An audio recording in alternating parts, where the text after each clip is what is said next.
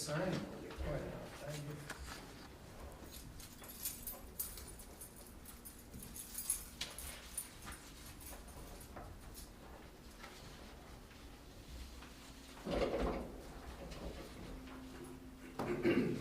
Pass that down to her. Okay, let's get started. Try to get the Thad out of here, so you won't miss the playoffs. All right. I guess the discussion topics, I guess when it comes Yeah. to community programming board, just want to put forward towards council that Melanie Brokaw, Nancy Moore, and Gay Costa, they want to renew their 3-year term for the community programming board, and I'll be actually making that announcement, depending on if you guys say it's okay. I'm sure Melanie's gonna say it's okay.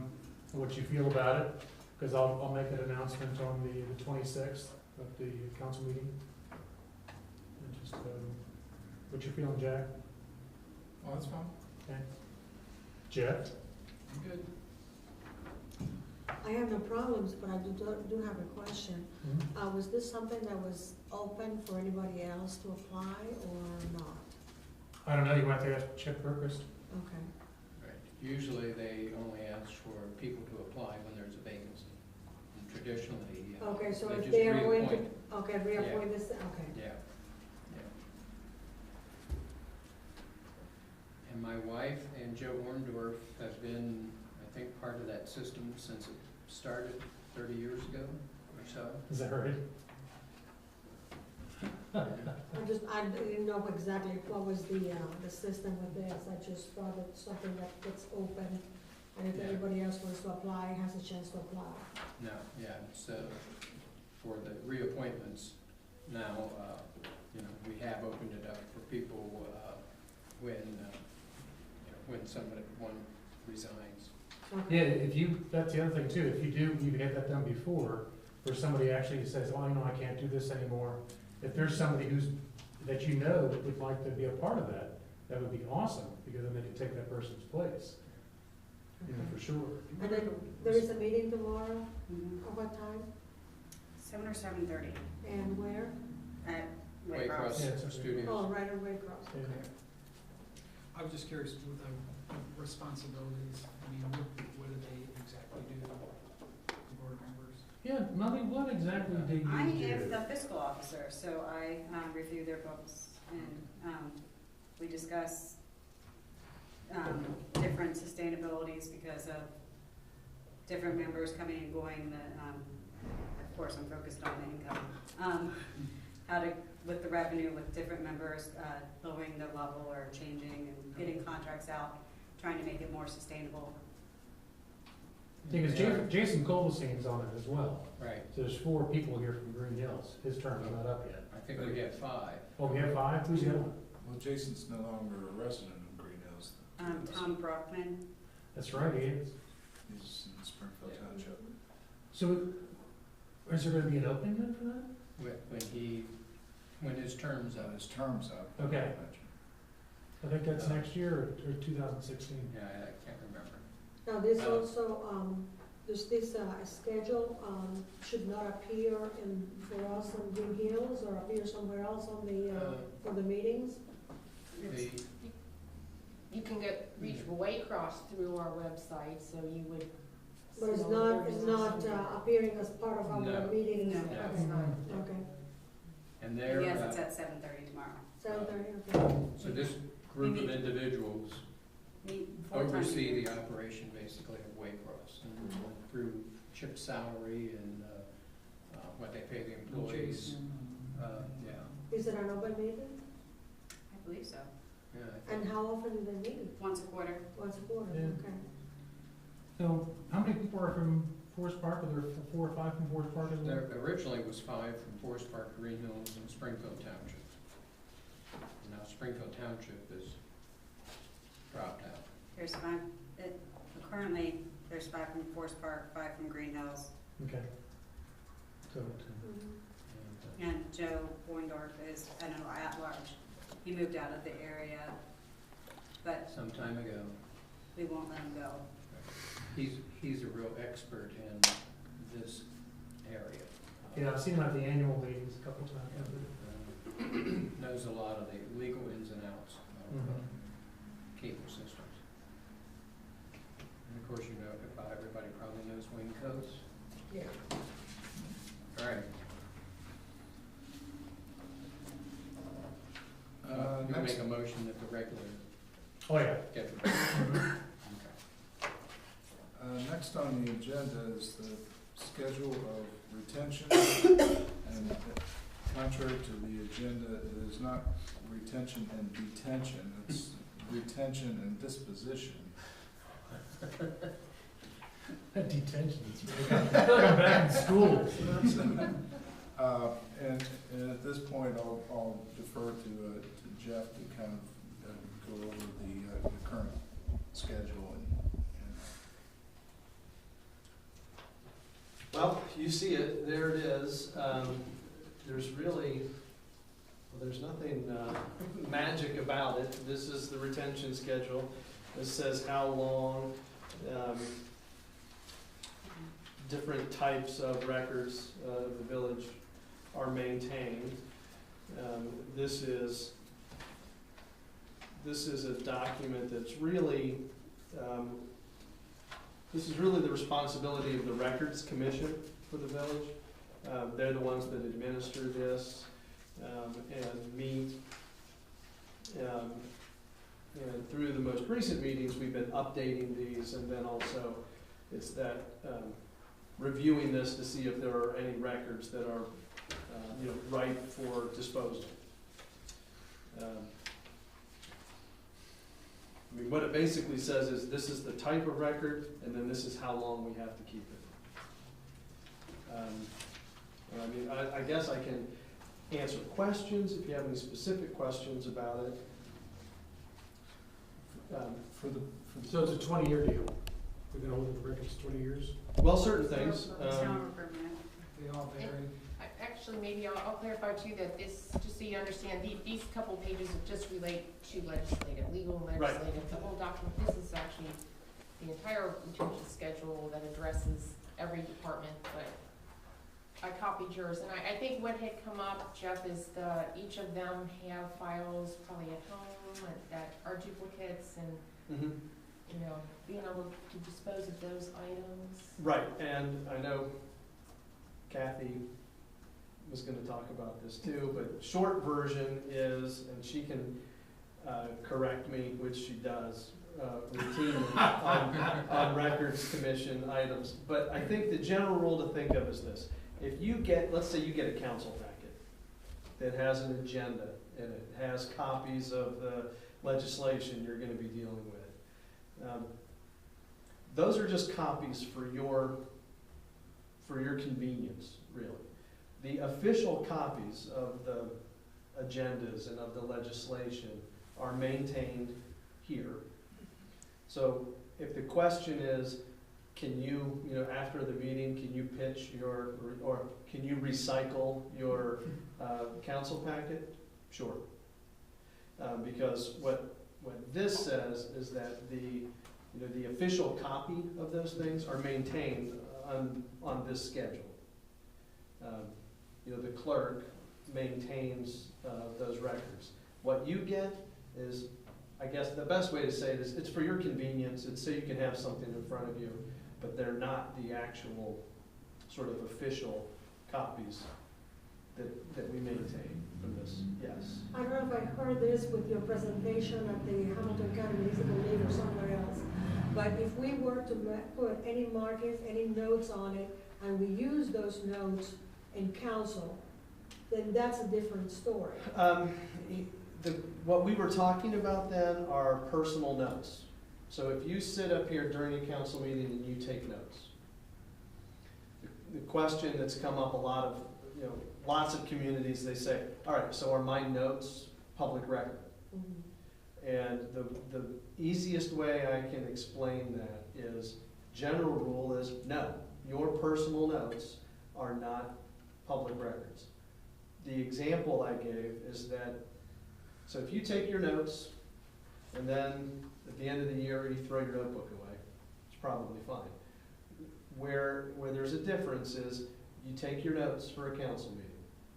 And then the next council meeting, we happen to be here and a question comes up and you say, You refer to your notes. hold on, yeah, and you say, wait a minute, I mean, my notes say that this person didn't say that, but this person said that. Well, then, your notes, because the general rule is, for it to even be considered a public record, it has to document the functions of the village. Your personal notes do not document the functions of the village, unless you use them to document something that happened. And then, they become a public record, and then they would be maintained like any other public records. But in general, if the question was, are council packets that we get, should I be saving those? God, no. Yes. I In throw mine in the general- recycling all the time. Crazy. Kathy, I don't know if there's anything else you wanted to add to that, but. I would point out to you that if any of you receive a document that does outline the functions of your office, and no one else gets it, or even if you get it and you're not sure whether we get it up here, it's best to get it either to me or to Yvonne, so that we can maintain that here, and you don't have to worry about it.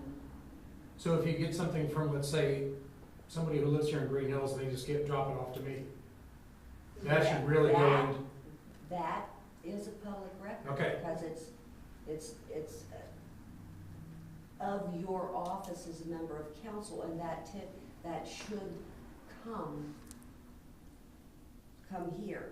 I go back to a long time ago when I was first getting into the clerk's business, and I think that this holds true for council members as well as it does for clerks. And that is if you get something, you give it to everybody. In my case, if something came to me and it was an announcement, say, of an Ohio Municipal League meeting, I give it to one, I give it to all.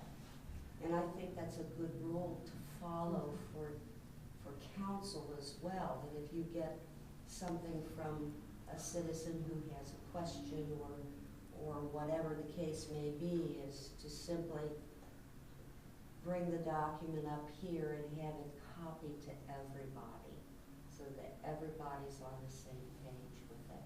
So how does that work, like with a committee report? So if I create a committee report and pass it out, do you take your copy of that committee report and? It would be best to get it to me, because I have a binder with the committee reports in them.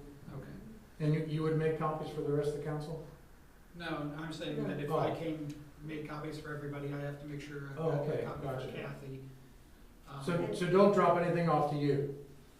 Initially, if I get something delivered to me specifically, You should, yes. just drop it off to you, get and it you would up, make copies for the get it people that. either to me or to Yvonne. If I'm not Okay. here, time is of Put a the note on essence, it. and I'm not here, I'm sure Yvonne would be helpful too.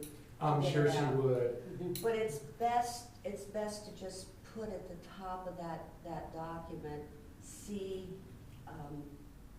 mayor, council, and village manager, or CC, some people carbon copy or copy, so that we know to copy that out, and then to retain that original document or copy of record here.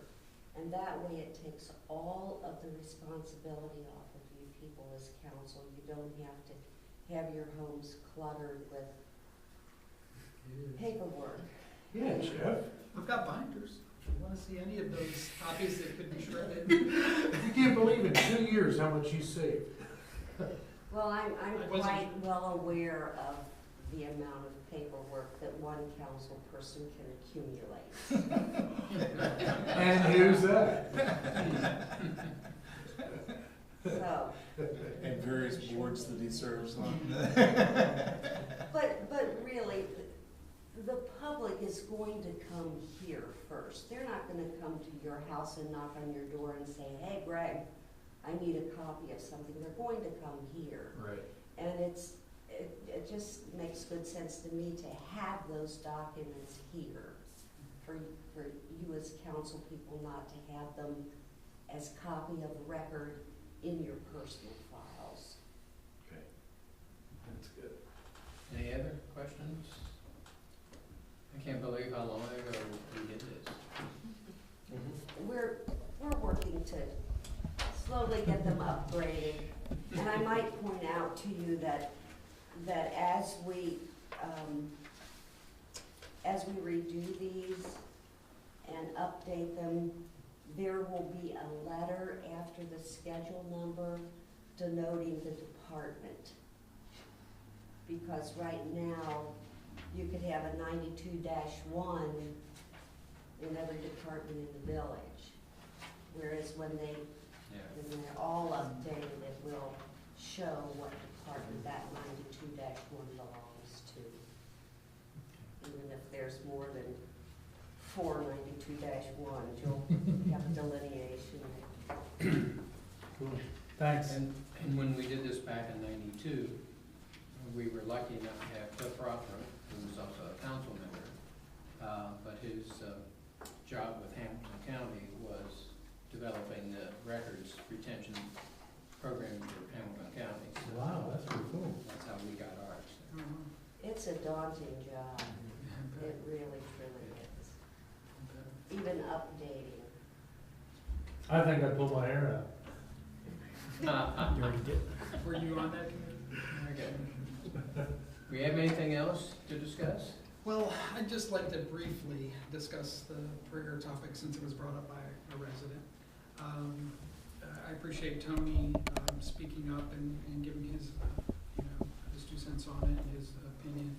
I know that he did send an email, and I don't know, did you get that, Jeff?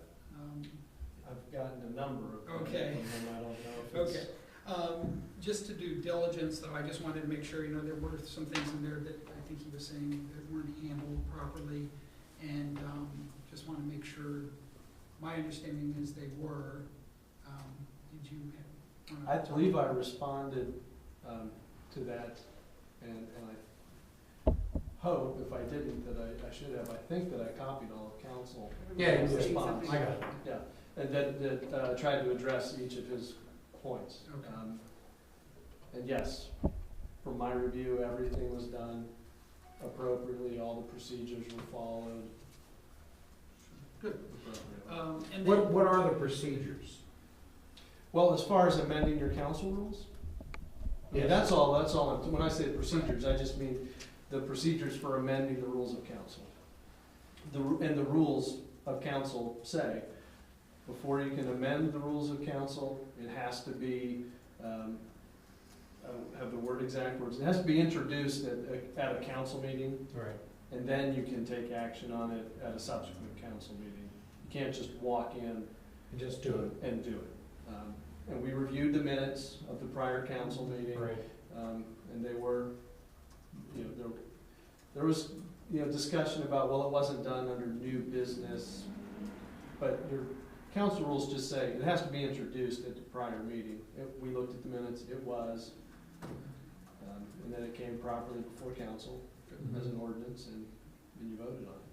well, thank you for following up on that. And then I just, from my vantage point, I wanted to share that I'm personally not one for mechanical things, especially something that wasn't practiced for many years. But I do encourage our community to pray for us to make wise decisions and to do the same for a community that's been going through a lot of change. So, Amen. so I feel like I know I have the freedom of speech, and I can prove, I have as tough a time proving that God is listening to me as someone would have a tough time proving that he's not. So, but just, I appreciate Tony bringing that forth, and think I'm good with how things stand at this point. Cool. Anybody else? Do we have any kind of guesstimate of when the Supreme Court may act on it? June, isn't it? Well, I mean, that's what it says. I mean, that seems to be the, Could be June of 2015. well, I mean, it's already, the case has already been briefed, it's already been argued, everything has been done, it's just been taken under submission. And I think that June date that we've heard is pretty much all the cases that have been argued and briefed and submitted. They're saying, you know, generally by June, you would anticipate some kind of First day of summer. decision. I just wonder how council will proceed, whether this,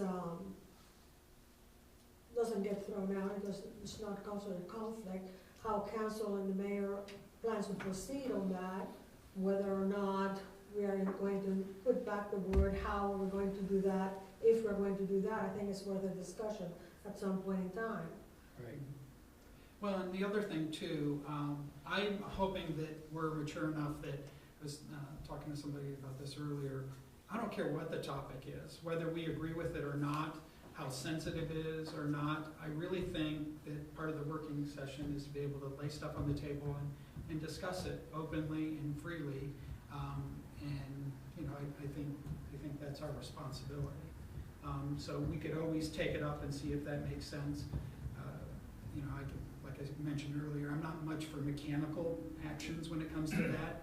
You know, if I feel like I should say a prayer, I will say one, often silently, but, you know, we can always revisit it if we have to, I would think. You know, it's funny when you say taking prayer out of it. So let's say, for instance, the Supreme Court says there's not going to be any prayer in a group meeting, in a council meeting. Okay, so you can't sit there and say, God be with us here this evening, so we have a nice council meeting. What if you said that? Could you be arrested? No.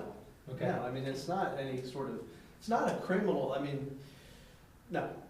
Short answer, no. It's not a criminal issue. But somebody could actually say, well, he was supposed to do it, I'm gonna sue them. But you could sue anybody, right? Yeah, yes, anybody can sue anybody, but I mean, without getting too deep into it, I mean, the case that's pending, you know, that's gone to the Supreme Court, I mean, it's basically a constitutional claim saying that you know, the Constitution, I'll paraphrase, but basically, you know, it's this separation of church and state sort of requirement that the government is not supposed to endorse religion. And the argument, at least that was presented by the people that challenged that, was by having a prayer at the beginning of your council meetings and, in essence, making people sit through it, you are endorsing religion, and you're not supposed to do that. So that's the basis of the challenge. It's not any kind of criminal thing. It's just it's a constitutional question, and we'll just see what the court says. Yeah. Mr. Forbes, supposing that the court says that it's okay, what is the procedure to, if anybody, the citizens bring that up or anything like that, to add the word prayer back on? Do we have to wait until the beginning of the year to make that, or how, what is the procedure to reinstate it? It's just like, you'd have to amend your rules of Okay, council sure. again. All right, Just like you would, I mean, we've made other amendments to council rules throughout the year. It's no different than that. okay. Cool. All right. I think the crux of the matter with the Supreme Court issue is that it wasn't necessarily so much that there was a prayer, but people fell into a, for lack of better description, a habit. So that they pretty much had the same pastor and denomination providing the prayer, and some took a objection to that. And you know, I'm not here to debate whether it's right or wrong. Oh, I understand. But Yeah. you know, if you know, someone is of you know, Islamic faith or Jewish, and you know, we have, you know, the Baptist minister is here every month. we're reading from the New Testament, or you know, whatever that track is, it's something, you know, something the court's going to have to address. And I mean, you know, my gut feeling is they're going to come down, you know, pretty much right where we are. Is, you know, it's a personal matter, a moment of silence. And you know, quite frankly, I'm kind of proud that we've reinstituted it to some degree in our meetings. We're doing something that this council hasn't done for 30 years. So I find the criticism a little baffling, maybe a little hollow. So anyway. I would agree. I feel that the changing it to the moment of silence is appropriate, because a prayer could make someone feel uncomfortable. And as council, we shouldn't be making anyone feel uncomfortable and not wanting to come in front of us. So I just kind of feel like by having a moment of silence instead of a prayer, it's kind of open to everyone, and it would not put someone's hair up if it's something that, if it's a prayer of a religion they don't agree with. So I just think it's more inclusive not to have it. It's interesting, and it could be a long, long discussion. I don't know about the comfort level, because somebody's not gonna like the zoning, so I'm gonna make them uncomfortable, you know, so I don't think our task is to make them comfortable. But I hear what you're saying as far as taking my beliefs when it comes to religion and overlaying them on the crowd. I can see how that's an issue. But I also wonder about the whole freedom of speech thing, because I can talk to anybody, and to me, prayer is just talking. It depends who you're talking to. Different religions talk to different people in their own point of view. But I would think we have the freedom silently, and I would even think openly, I mean, to have a discussion with God. I don't know about the whole mechanical thing of, okay, now this time is going to be that time, and it happens right here in the beginning, and it happens this way, this religion, you know, so on. So, interesting topic that could make for a whole retreat if we wanted to. But I agree with you, respecting, it's a matter of respect, and God doesn't force himself on us either, so why should we participate in doing it? So. Do you have any other items? Do you have anything? I have nothing.